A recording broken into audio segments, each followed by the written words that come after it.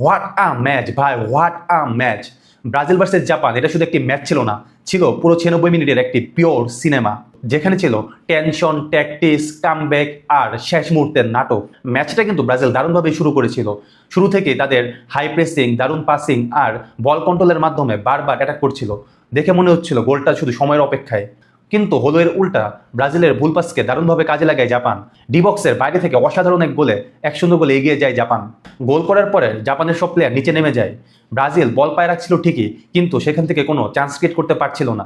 1-0 গোলে পিছিয়ে হাফ টাইমে যায় ব্রাজিল। তখন ব্রাজিলের ফ্যানদের মধ্যে কিন্তু অনেক টেনশন ছিল। কিন্তু সেকেন্ড হাফে যেন অন্য এক ব্রাজিল মাঠে নামে। শুরুর 15 থেকে 20 মিনিট ব্রাজিল এত ভালো ফুটবল খেলেছিল, রিসেন্ট টাইমে এটাই ছিল ব্রাজিলের বেস্ট ফুটবল। একের পর এক আক্রমণ, ননস্টপ প্রেশার, আর ডিবক্সে 4-5 জন প্লেয়ার রেখে তারা বারবার ক্রস করছিল। আর ঠিক এমনই এক ক্রস থেকে হেডে ক্যাসেমিরো গোল করে তার ভুলের প্রায়শ্চিত্ত করে। সেকেন্ড হাফ থেকে মূলত ম্যাচটা ব্রাজিলের দিকে চলতে থাকে। জাপান মূলত আর কোনো আক্রমণই করতে পারেনি। ব্রাজিল অ্যাটাক আফটার অ্যাটাক করেই যাচ্ছিল। জাপানের গোলকিপারও কিছু দুর্দান্ত সেভ দেয়। ম্যাচের তখন 95 মিনিট চলে, আর মাত্র 1 মিনিট বাকি। ব্রাজিল ফ্যানদের মনে তখন আবার দুশ্চিন্তা, ম্যাচটা পেনাল্টিতে যায় কিনা। ঠিক তখনই জাপানের ডিবক্সের সামনে থেকে ব্রাজিল একটা বল রিকভার করে, আর মার্টিনেলির গোল, একদম লাস্ট মিনিট উইনার। আর ব্রাজিলের সব ফ্রেন্ড আত্মহারা। 2-1 গোলে জিতে ব্রাজিল গেল পরের রাউন্ডে। অন্যদিকে জাপানের আবারও হার্টব্রেক। এখন পর্যন্ত বিশ্বকাপে তারা 5টি নকআউট ম্যাচ খেললেও একটা ম্যাচও কিন্তু তারা জিততে পারেনি। বারবার দারুণ শুরু করা জাপান ভালো ফুটবল খেললেও শেষ ম্যাচ চাপটা কিন্তু তারা সামলাতে পারে না। আর ব্রাজিলের এই কামব্যাকের সবচেয়ে বড় নায়ক হলেন কার্লো আনচেলত্তি। তার সাবস্টিটিউশন কিংবা গেম ম্যানেজমেন্ট ছিল একদম perfect.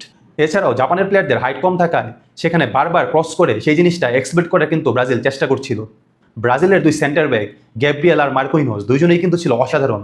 Specially Gabriel, aggressive defending, বল প্রোগ্রেশন কিংবা বিল্ড আপ সবকিছুতেই সে ছিল একদম দারুণ। সে কিন্তু আজকে একটা অ্যাসিস্টও করে। এই ওয়ার্ল্ড কাপে ভিনির পারফরমেন্স নিয়ে আলাদা করে বলতেই হবে।